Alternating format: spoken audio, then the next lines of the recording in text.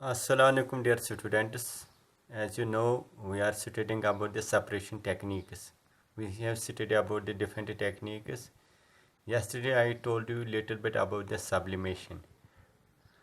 And I told you the sublimation is the process by which solids is directly changed into vapors on heating and or vapors can be changed directly into solids on cooling. This is known as sublimation. Dear students, this method is used to separate the mixture of a sublimable components from the non-sublimable components. ये sublimable components वो होते हैं जो directly salt से gases में change होते हैं उनको बोलते हैं sublimable components. For example, if we have a mixture of ammonium chloride and common salt, in this mixture ammonium chloride is a sublimable component. Why? It can be changed directly into gaseous form, while sodium chloride cannot change directly into vapor form, so it is not sublimable.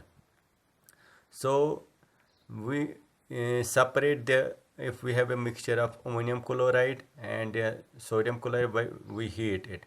When we heating this mixture, the ammonium chloride directly changes into gaseous form, and while it is obtained and then cooled, then we get a ammonium chloride and the salt remains behind. We have another technique that is called chromatography. As the word indicates, chroma means color.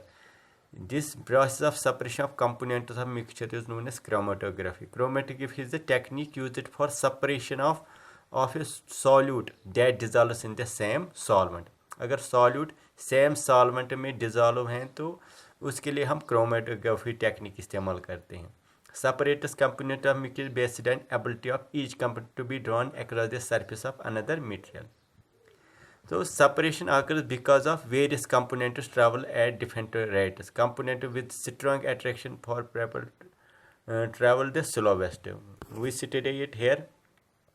This method is used for separating a colored compound. Actually, why it is called a chrome? Because we are separating different colors, we are separating different pigments. We have different color pigments. These color pigments are separated from the mixture through this technique that is called a chromatography. If we have a you know that ink is a mixture of different colors, we can separate these colors. For example, put a drop of ink near one end of the strip paper and dip it on the other paper in a test tube containing water. Ink is a mixture of two or more colored components. The component which is more soluble in water rises faster and get separated. इससे हम separately easy कर सकते हैं. हमारे पास अब दूसरा जो वो एक और purification of salt by crystallisation. Crystallisation से भी हम सब्सटेंस को प्योरीफाई करते हैं. कैसे? Crystallization is the process of obtaining a pure substance in the form of crystals from its solution. Solid को हम crystals बनाते हैं, वो pure form बन जाता है.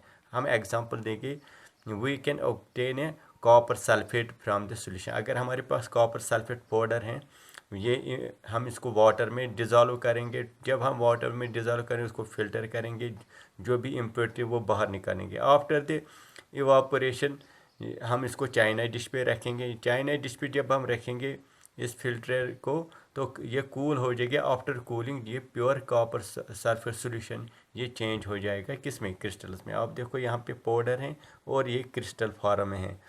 तो ये आप जो क्रिस्टल फॉर्म है ये प्योर फॉर्म ऑफ इट है. हमारे पास एक और टेक्निक है दैट इज़ कॉल्ड डिस्टिलेशन. ये डिस्टिलेशन भी एक बहुत ही मेथड ऑफ टेक्निक है जिससे हम कंपोनेंट मिक्सचर को सेपरेट करें. This method is use for separating mixture of miscible. ये हम उस वक्त इस्तेमाल करते हैं जब जो लिक्विड्स मिसिबल होते हैं. एक होता है इमिसिबल. इमिसिबल वो लिक्विड्स होते हैं जो एक दूसरे के साथ मिक्स नहीं होते हैं. उनके लिए हमने सेपरेटिंग फनल बोला. हम उनके वो सेपरेटिंग फनल के ज़रिए हम निकालते हैं. लेकिन आज हमारे पास अगर दो मिसिबल लिक्विड जो कम्प्लीटली मिक्स हो गए हैं उनको निकालने के लिए हमारे पास टेक्निक है that is called distillation. Distillation भी दो तरह की होती है. एक सिंपल डिस्टिलेशन.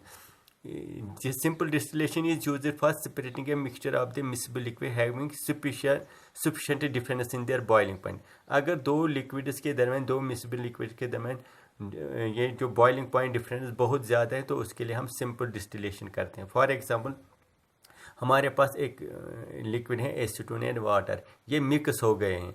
अब हम इनको हीट करेंगे तो एसीटोन का जो बॉइलिंग पॉइंट है वो बहुत कम है एज़ कम्पेयर टू वाटर। तो पहले एसीटोन क्या हो जाएगा, बॉयल। फिर जब एसीटोन बॉयल हो जाएगा इसको हम वेपर फॉर्म में निकालेंगे, कंडेंस करेंगे इन डिस्टिलेशन फ्लास्क, तो ये निकालेंगे। फिर इसके बाद वाटर ये बॉयल हो जाएगा। तो इस टेक्निक के ज़रिए से हम उन्हीं मिसिबल लिक्विड को निकालेंगे जिनमें बॉइलिंग डिफरेंस पॉइंट डिफरेंस बहुत ज़्यादा है। लेकिन अगर हमारे पास एक दूसरा distillation method that is fractional distillation is used for separating mixture of 2 और more miscible liquids whose difference in boiling point is less than 25 kelvin. अगर हमारे पास 2 लिक्विड या 2 से ज़्यादा मिसिबल लिक्विड्स हैं, उनका बॉइलिंग डिफरेंस बहुत कम है से 25, उनके लिए हम फ्रैक्शन डिस्टिलेशन करते हैं। इसमें भी वही अपरेटस हैं, लेकिन इधर हम फ्रैक्शनल कॉलम इस्तेमाल करते हैं एडिशनल। तो इसमें क्या होता है, कंडेंस होते हैं डिफरेंट गैसेस जो होते हैं वो कंडेंस होते हैं डिफरेंट पॉइंट्स पे। फ्रैक्शन जो डिस्टिलेशन है ये यूज़ करते हैं हम अगर हमें पेट्रोलियम, आपको मालूम है पेट्रोलियम में पेट्रोल होता है, डीजल होता है, कैरोसिन होता है, उनको हम इसी फ्रैक्शन डिस्टिलेशन से सेपरेट करते हैं। या हमारे पास air is a mixture of different gases, air को भी हम फ्रैक्शनल डिस्टिलेशन के ज़रिए ये सेपरेट करते हैं। Separating of components of air, हम आपको मालूम है air is a mixture, homogeneous mixture.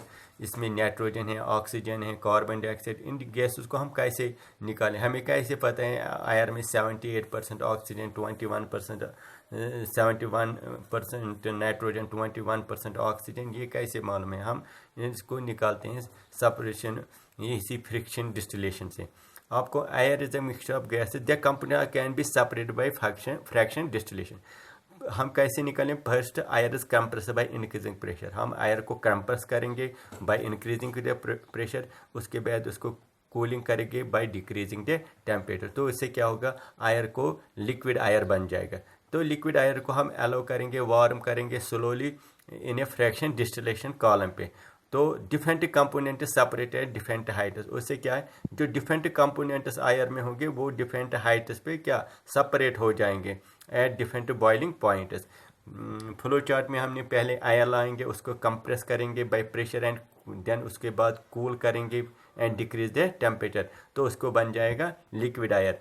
फिर उसको अलाउ करेंगे warm up slowly in fraction distillation column, तो gases get be separated at different heights. तो बॉइलिंग पॉइंट आपको ऑक्सीजन का जब बॉइलिंग पॉइंट 183 आएगा तो वो सेपरेट हो जाएगा, आर्गन है 186, नाइट्रोजन है 196। तो इससे हम डिफरेंट कंपोनेंट्स ऑफ आयर को सेपरेट करेंगे। Thanks for watching.